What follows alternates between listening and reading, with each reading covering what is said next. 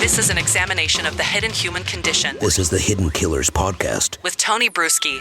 We're talking with Laurie Gilbertson, former prosecutor, and with Tribeca Blue Consulting, talking about the case against Bryan Kohberger. A lot of documents dumped in the last week or so that we've been deciphering and going through. A lot of pages, I'll say that. But honestly, with all that we've seen, not a ton of new information. Some reconfirming things that we've already known. Some putting a couple pieces of information into the mix, specifically about some of the red stains and brownish stains that were found on some of his items. We've learned that some of those are, in fact, blood. As far as whose blood they are or DNA, none of that is known as of this moment. When you look at those documents, Laurie, and you see some of the more intertwined interworkings that are spoken of in there in terms of the investigation, what stood out to you? What stands out is that, they did have search warrants executed all over the country. Mm-hmm. So I think, 2 or 3 different states. What stood out to me was kind of an interesting fact from the search warrant that was executed at his apartment. And I believe this was executed at the time that that Bryan Kohberger was being apprehended in Pennsylvania. Mm-hmm. And that there were something like 50, 60 blood stains or stains of some sort. And we don't quite know yet whose blood it is or whether it's blood or who it's going to be tied to, mm-hmm. but also just the lack of things that were found. I mean, That's what really stood out to me, that how careful he must be in the way that he, deals with what could be possibly incriminating evidence. I think that looking at this case, you may say, well, there was nothing found. So they didn't find anything at his apartment. They just have these stains. We don't know what it is. So that is not incriminating. To me, the lack of it is what really stands out. That someone could be, so careful as we know he was, at the crime scene, mm-hmm. to leave so little behind, and then to do the same in his apartment and to leave so little behind. And I guess, Tony, this may be my prosecutor's mind that is so entrenched, but I look at that and say, to me, that is consciousness of guilt, that he has really covered up what he did and done it really, really well. Almost professionally. Yeah. Covered it up. It's almost that stood out quite a bit. Well, that's interesting because it's like what's not there is what stands out more. Because for a scene like this, where it's a brutal, bloody, horrible scene. And I'm not trying to be gruesome. Yeah. I'm not going to go into that. Mm-hmm. But it was. And to not have more evidence in places is really kind of shocking. And very surprising that there was not. But it does speak to the mindset and maybe some of the planning and the ability of what he had to cover up some of his tracks. He seemed to be very smart about it in some ways and very dumb about it in others. I think it almost speaks to someone who is kind of inexperienced at this, but almost wondering, had he been able to get away with this, maybe could have improved in some of those areas and would have turned into a budding serial killer far beyond just this. Yeah. Yeah, I mean, what a chilling thought as you said that. When you said he's inexperienced, I was thinking, well, thank goodness mm-hmm. he is. And he wasn't a serial killer yet, as far as we know, but he's according to the evidence we've seen, and what I believe of it, most likely a mass murderer.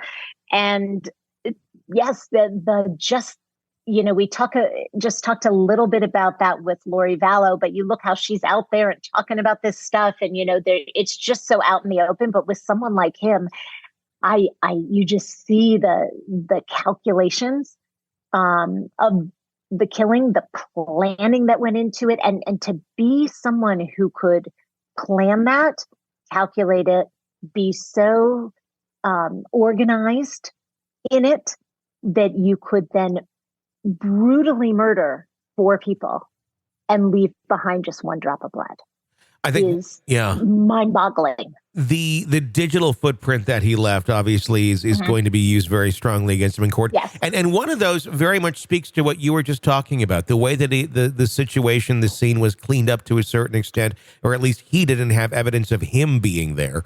That also speaks to the way he tried to kind of clean up his digital footprint as well by turning off the phone during the exact hours that the murder took place. It may, on the surface, if you're inexperienced at this theme, well, that's a great idea. Then my phone won't ping by the towers. Okay, great. And you don't think anything more of it until you're like, oh, shit, my phone's always on, and this is the one time it's off. That may raise some red flags. Right. And I, again, do not mean to make light of this by laughing at all. Sure. Because obviously, what a horrendous crime and the victims here. And the reason I laughed is because it reminded me of something with one of my kids when I deliberately said, you may not go on Instagram. You may not use Instagram. You're too young. You can't go on it. So what did, my child do? Made an account on Instagram and blocked me so that I couldn't see it. Might be suspicious. Yes. Might be suspicious, so it just reminded me of that. Sounds like a good idea, but not really. Yeah, it's like the kind of an elementary move where you'd expect a kid to do something like that. Right. And you'd expect an inexperienced murderer to do something like that as well. Very book smart, I guess, as we used to say. But when it comes to the actual street smarts, not so much. But that also is a reflection of his personality and what we know of it as well. So it all really does kind of add up. It really does. And, we used to say as prosecutors sometime, that often we get questions or the jury, you could tell that there were arguments or the jury might be wondering about some certain things. And, you don't necessarily have to prove that the person who committed the crime was smart in what they did. Sure. Or in how they tried to get out of it or how they tried to cover it up, because always they make a mistake and you don't end up in court, facing these charges if you haven't made a mistake in some way. And clearly, he did hear the turning off of the phone, the leaving of the blood. There is always something. And in his case, there were, lots of little somethings physically. But I do remember when, the charging document came out. I don't recall if that was the indictment. I believe, Tony, you read it. Yeah. On the air. And that digital footprint there, before they even got to the DNA evidence part of it, was so chilling in how calculated it was, and yet utterly at just how strong that evidence was, that while he thought he may have been, being very clever in so many ways, ultimately his actions just really very, very clearly showed what he was planning and what he did. Yeah. Very hard to argue that any of that is just a coincidence. If you look at the footprint and the where he actually went. One more question, and I want your thoughts from a prosecutor's standpoint. We obviously, the media has been asking, please raise the gag order. And I understand the media would want to do that because they want information. But the other question about that would be the Gonzalez family. Steve obviously has been one of the more vocal parents in this. Everybody deals with grief differently. I can't say I'd be much different than Steve, I think. Obviously, I've never been in that situation, but I would probably be very vocal knowing myself. And probably to a fault. Is it a good idea or a bad idea? I know he wants it lifted as well, at least for the family, so they can speak out prior to the trial. I get emotions are running high. You want justice and you want your voice heard to get it. Is this a good idea, though? Should it be lifted or should they stick with this gag order until everything gets underway? I think, Tony, you might be surprised at my thoughts on this, given my background.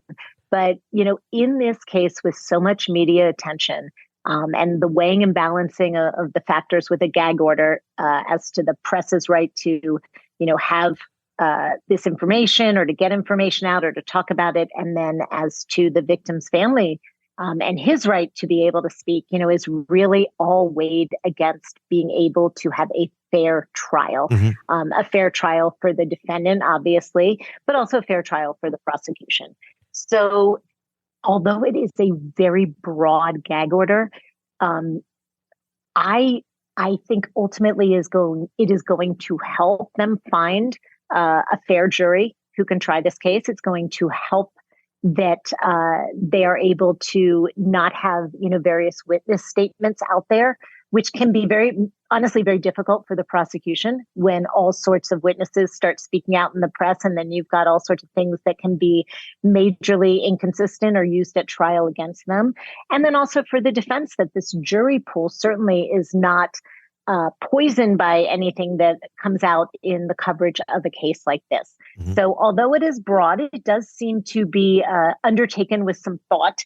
And while I certainly feel for the family and for them not being able to get out and speak in a way that might be cathartic for them, that time will come. And if being that the ultimate goal would be to see justice in this case, I think a gag order actually is going to help with that. Although I did not think that at the beginning of the case. And I was a little astounded because honestly, I tried cases for 10 years in New York City, some of them with a lot of press attention, and never had any gag orders, never asked for them, never had defense ask for them. It was just all out there. But I have kind of changed my thinking on this from looking at the case. And I do think it actually would be to the victims' families' benefit to have this. And there will be time for them to speak out later. And they're also most likely going to be witnesses in this case. So it is going to help them as well. Although I think it's probably very, very hard for them to see it that way right now. This is an examination of the hidden human condition. This is the Hidden Killers Podcast. The Hidden Killers Podcast. With Tony Bruschi. Laurie Gilbertson, thank you so much for joining us, former prosecutor, and with Tribeca Blue Consulting. Always appreciate having you on the air. Hey, if you like the podcast, you want access to all of our episodes in their entirety and ad-free, all you got to do is sign up to become a supporter of our program through Apple Podcasts. Yes. If you're there already, just go there. Do the premium subscription option, and you'll get access to everything. No ads. Yes. And get access to all of our podcasts just like that under our umbrella. So do check that out on Apple Podcasts. Even try it out for 3 days free. I'm Tony Bruschi. Stay with us.